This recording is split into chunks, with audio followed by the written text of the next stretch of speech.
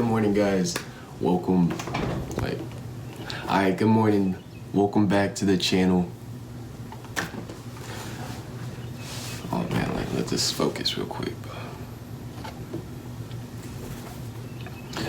Good morning.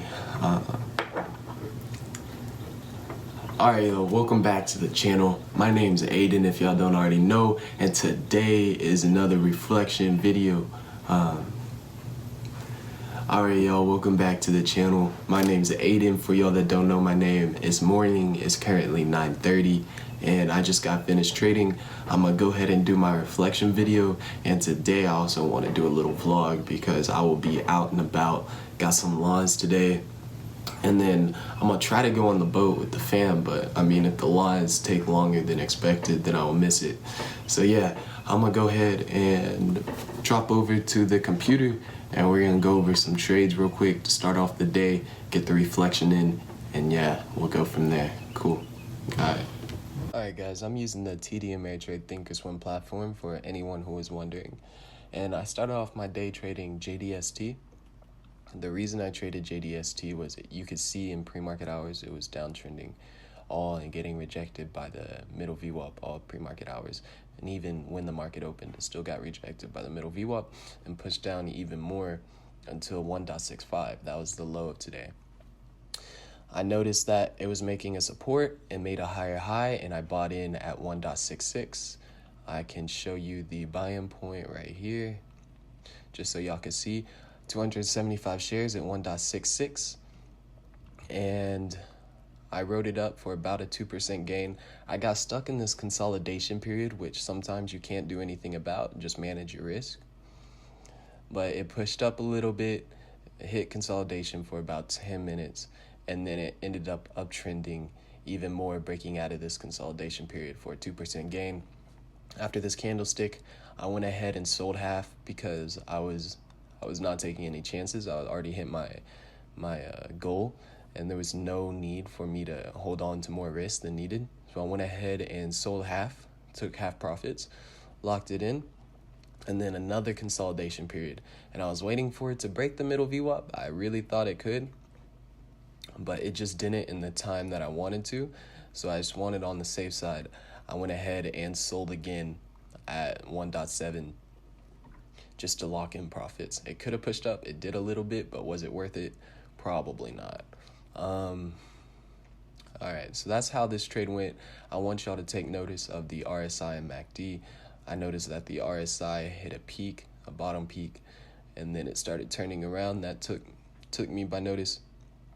And as it was uptrending, I bought in about right here, and then it confirmed it. And as soon as it would have dropped back down here, that would have been a sign to sell off during that consolidation period, because that during the RSI's consolidation, but it ended up breaking out. And you can see at the MACD, it was crossing. When they cross, it's either going to go down or up. So it pushed up. I always know when they cross, something's about to go down. All right, so let's go ahead and move on to LABU. That was my next trade. LABU was trading between the top and middle VWAP pre-market hours. Even during market hours, I took notice of that. See on the 5-day, 5-minute chart. That's not much to see there at all, but you could tell that it was trading between the top and middle VWAP. The RSI and MACD doesn't give much away, but it does on the 1-day, 1-minute. You could see in the 1-day, 1-minute where I bought in, they were crossing. The MACD, not exactly. It was a little before they crossed, but I really don't use that as a sole. You should never use an indicator as a sole buy-in point. Like, never. Indicators just indicate, all right? The RSI was pushing up. I was waiting for the confirmation by the middle VWAP for it to cross the middle VWAP. Then I went ahead and bought in. Notice I bought in on this candlestick, not this candlestick, because that was the first one when it crossed the middle VWAP, and then it sometimes could fall back. But I wanted it to build a support there, and then I bought in at 27.18, only 15 shares, and I wrote it up for another 2% gain. And I sold at where was it? Hold on, let me see. 27.57.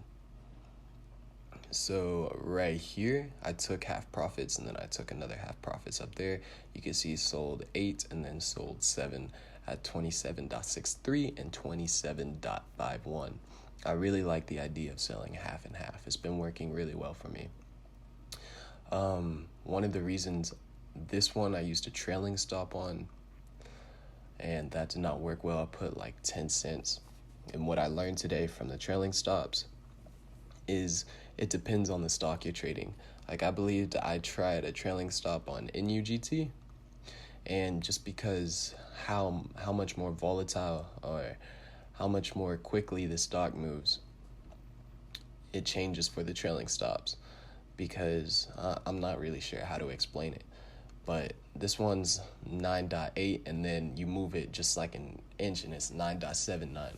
For the trailing stops with LABU, this is 27.06, and then it stays 27 all the way. You see how the dollar sign is more close and can move a lot more quicker with trailing stops on NUGT or JDST rather than LABU. I believe there's a word for it, but it's the same reason why LABU, it takes a lot longer to hit 1% than it would in UGT. There is a word for that. I'll figure it out. My homeboy brought that upon me. But yeah, let's keep going. I got a little off topic there. So LABU, the trade about 2%. Overall is a good trade, waited on the confirmation by middle VWAP. And I went ahead and rode it up until I hit a resistance, and then I started selling off my profits. Alright, so that's how LAB went, that's how JDST went, and now let's go ahead and go into NUGT. The reason I traded NUGT, this one was a little different from my normal strategy. I traded a breakout strategy, and it worked actually pretty well. It bounced off the middle VWAP. You can see it was trading between the top and middle VWAP, top and middle VWAP. So I expected a bounce here, but I didn't know when. Consolidation period. With consolidation, I like trading breakouts. You can't really trade reversals on consolidation because then you'll be guessing. Like if I bought in here, you're always going to be guessing. So you have to wait for the top for it to break out. So it broke out. I bought in at 9.68, pretty much right when it broke out, a few cents after. And I rode it up just about 1%. And this one, the selling, I messed up on. You can see this one has really nice MACD and RSI. I bought in as it was crossing, as it was going up, as the RSI was uptrending. And that is ideal. The RSI was above the overextended 70 mark for the RSI. And I wanted to sell right when it crossed back over to 69. So I put a stop, and my stop was too far, and it ended up stopping me like right here at 9.75 instead of all the way up here, 9.8. So yeah, that cost me a little bit. I could have doubled profits just from selling at 9.75 rather than 9.85. That was my fault. That was a learning. Definitely a learning, taking consideration for next time. And yeah, that was it. Just lock in profits quicker. And it was too tight of a stop today. That was it. The good things were waiting on the confirmations, waiting on my setups, risk management, allowing the trades to run and grow, and then using the 5-day, 5-minute indicators as well as the 1-day, 1-minute indicators. Using everything to your advantage. That's how you best day trade. All right. So I think that's it. That's it for day trading. All right, y'all, so that's it for day trading. Hopefully y'all are able to take out a little bit of value out of this video. I know it was cropped a little funny. I just cropped out the top to avoid putting my account number on the internet. And that is it for today. I will see y'all tomorrow. Tomorrow's Friday. I'm excited. Y'all stay up. Leave a thumbs up if you enjoyed. And peace out.